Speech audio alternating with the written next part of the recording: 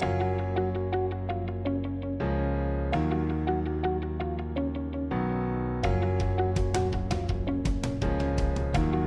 everybody, welcome back to another episode of The Human Side of Marketing. I'm your co-host, Chris Angel, here with your host, Kurt Stockwell. Kurt, welcome to the show, your show. Hey Chris, how's it going? Good, man. I love it. Another episode 5. And today we're talking about how do we win more sales by positioning ourselves as a guide. So I'm excited to dive into this with you. You've mentioned in past episodes, like the difference between hero and guide. Can we talk more? I want to dive into that some more. Yeah, so the secret sauce of great marketing is when you position yourself as a guide and not a hero. And what does that mean? I've mentioned that many times in our past 4 episodes, and I wanted to kind of unpack that a little bit more. So that's a great question. If you think about it, the guide in a story is a character that almost is sometimes forgotten, but is a crucial part of a story. And we need to look at that in our marketing and recognize that we need to be a guide, not a hero. And so, I mean, if you think about, let's think about past presidential elections. There's been many presidential candidates who have been military heroes, right? Mm-hmm. John McCain, Bob Dole was in the military, John Kerry was in the military, and they all ran as candidates who were heroes. They were military heroes, and they lost. And many times they lost to candidates with no military or little military experience or no hero credibility. So, if heroes are so important, why would those candidates lose running on kind of the hero platform? Right. I think that's because inherently we as human beings, especially in the United States, we want a leader. And a leader and a hero is not necessarily always the same thing. A leader knows that the story is about you and the story is not about them. So you can look at those past candidates or look at heroes and go, wow, I really respect that. You're talking to me about what a great this or that you are, or the accomplishments that you've made over your lifetime or in your business. You've accomplished all these things, and that's great for you. And I recognize that and I respect that, but I don't really understand. I don't really see that you identify with me. So I think in those presidential elections, people recognize that I identify better with the other guy. The other guy understands my problem. Yeah. And the other guy has a message that is more clear. And I think in business and in our marketing, if we have a message that is all about us, positioning us as the hero, then it's hard to show empathy to our customers to say, hey, we understand your problem. I think the hard part about that for me is it's especially if you're new to a market or you're not known, you're trying to get known by more people, you're trying to put your credibility out in the world. And so it's very easy, I think, in marketing to try to position ourselves as the hero because we want to say, look at us guys, like you're safe with us. We know what we're doing. We've been there. We've done it. Like rah, rah. I'm a really good choice. I promise. And we end up positioning ourselves because the hero feels stronger than the guide. But you're saying that actually isn't helpful. Right. It's in many times, it's the reverse. You think about story. Again, we've talked about story over the last 4 episodes. We've talked about how human beings recognize story. We've used story for thousands and thousands of years. Before the written word, we used story to pass our history from generation to generation. So the human brain understands story. So when you think about it, and that's a great question, or that's a great point, many times the hero can seem like the strongest character in a story. But the reality is the guide throughout the entire story is really the strongest character. It makes me think our friend Corey, we have a mutual friend Corey, who got a big, enormous tattoo on his shoulder. Yeah. And it's of the Karate Kid. But the character of Daniel, the Karate Kid, crane kick, Karate Kid, main character, he's not even in the mural on his arm. It's a big picture of Mr. Miyagi. And I love that because really Mr. Miyagi in the story of the Karate Kid was the strongest character throughout, right? Mm-hmm. Daniel didn't become a hero until the very end, until Johnny was told to sweep the leg, right? And put him in a body bag. And Daniel finally does the crane kick and wins the day and becomes the hero. But in reality, he would not be able to be that hero without Mr. Miyagi, right? And, through multiple other stories, the guide is really the one who is the strongest character throughout the story. And if we can position ourselves as Mr. Miyagi in our marketing rather than Daniel, then our customers are going to recognize us as a trusted resource and a trusted, whether they categorize it as guide or not, somebody that understands them. I think that's really the thing is we need to be positioning ourselves as, hey, I understand where you're coming from. And that can only be done as a guide.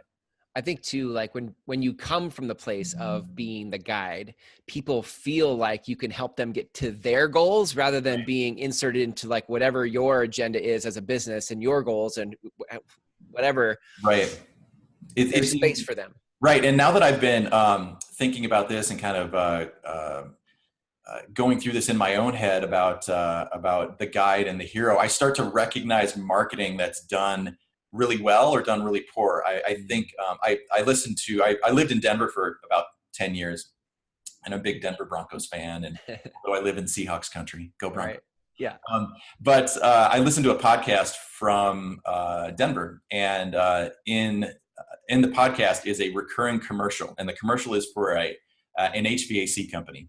And the whole commercial, the whole spot, which I'm sure was expensive, is all about, hey, we're XYZ HVAC company, and we've been around for all these years, and I'm generation 1, and this is generation 2. Here's my son sitting next to me, and here's his son who's like a 2-year-old little baby, and this is the generation 3, and we've been helping people for years because we're so amazing. And if you want to help us, move to the next generation with our company, then, come work with our HVAC business. And every time I hear it, I cringed. I'm like, that whole spot was about you. Yeah.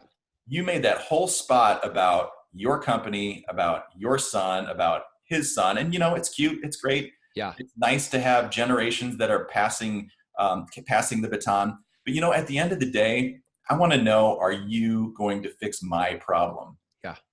And I think a lot of times businesses check the box of, hey, that marketing message really hit home with people because look how cute and how emotional our messaging was. But I bet if you really dug down, they're going to find that messaging is really not hitting home with people. They should have focused on more of the problem. Hey, we understand that you have this problem and we've been around for generations, but it's more important that we recognize that we can solve your problem. And so that's really what a guide does rather than pushing as a hero. I think you can say things like, we've been around for decades or 2 generations if you frame that into how you help them solve their problem. Like, look, Absolutely. In 20 years of HVAC servicing, what we've noticed is the number one thing that most people struggle with is blank.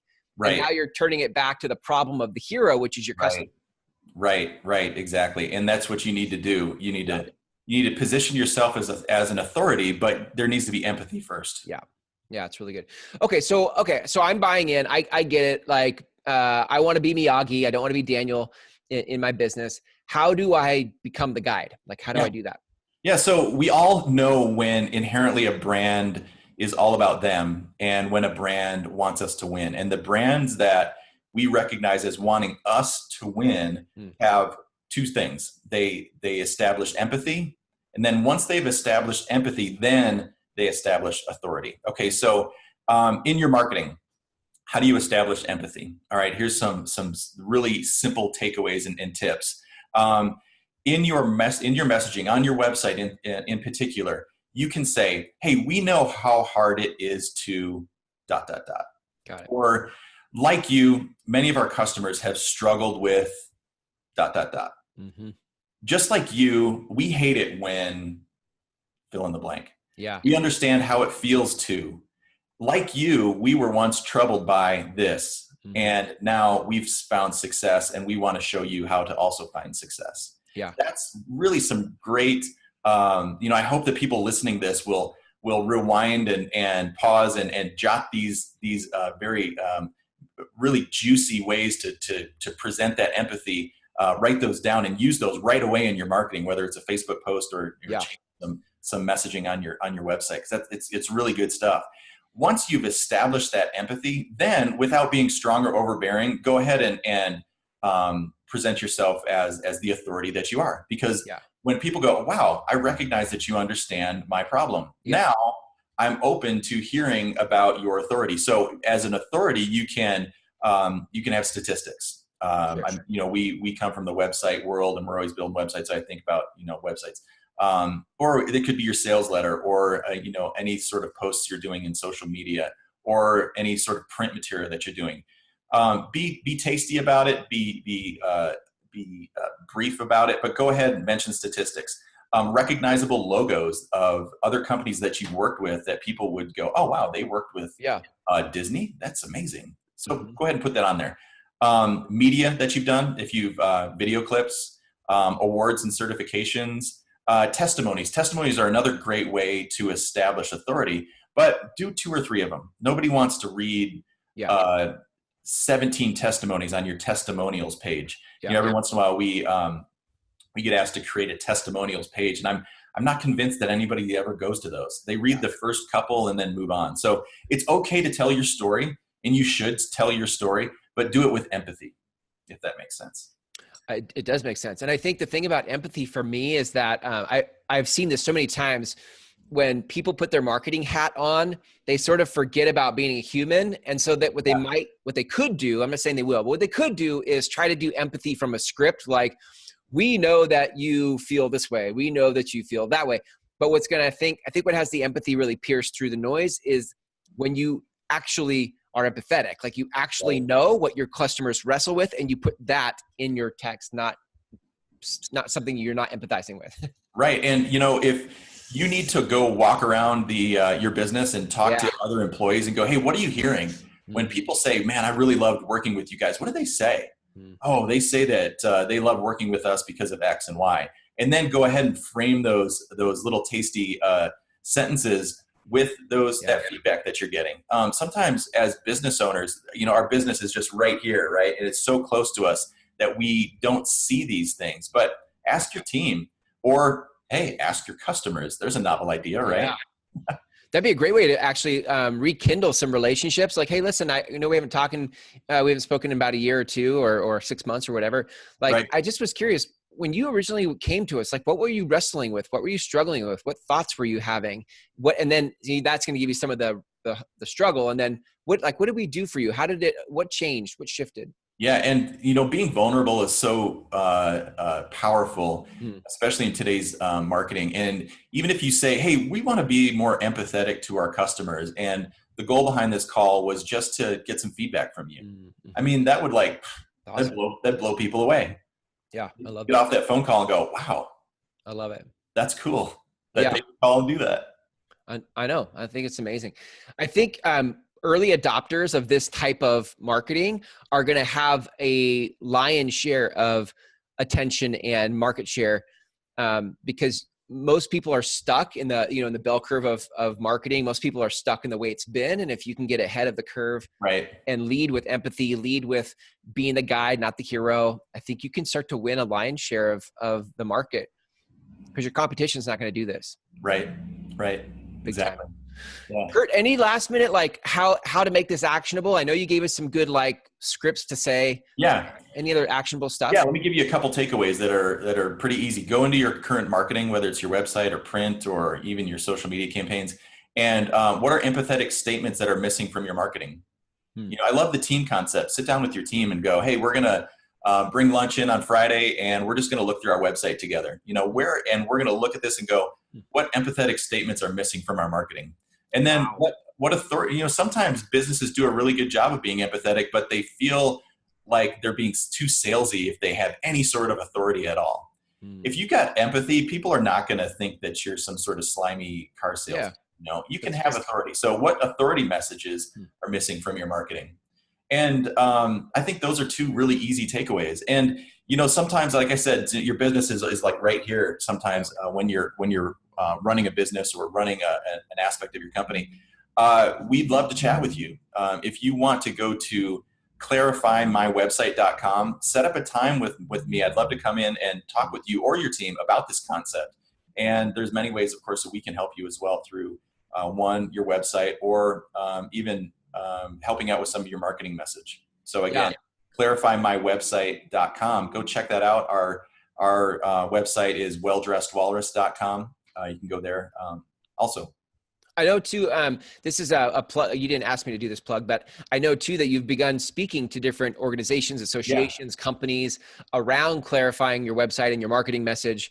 I would imagine if people just go through clarifymywebsite.com, that's another, I'm just putting that on the radar. You could actually talk to Kurt about that as well. Yeah, I would love to come in, do lunch and learns, come in and speak to specifically your team, come in and speak to a networking group. Yeah, this is a message that I think all businesses really want to hear. And what I love about this concept is when I unpack this for one or two or a full room of people, you see light bulbs just go on all over the place. Yeah, because it's such a natural message, and it's such a natural thing that we as humans just gravitate to really easily. Well, that's the whole human side of marketing, right? I mean, this is what makes it this is what makes it click and connect for us, the consumer out here, is when your marketing lines up and is empathetic, like you give us something to connect to. So yeah, exactly. Awesome. Good stuff, Kurt. Another great episode. Everybody go to clarifymywebsite.com, schedule time with Kurt or Andy. And Kurt, we'll catch you in the next episode.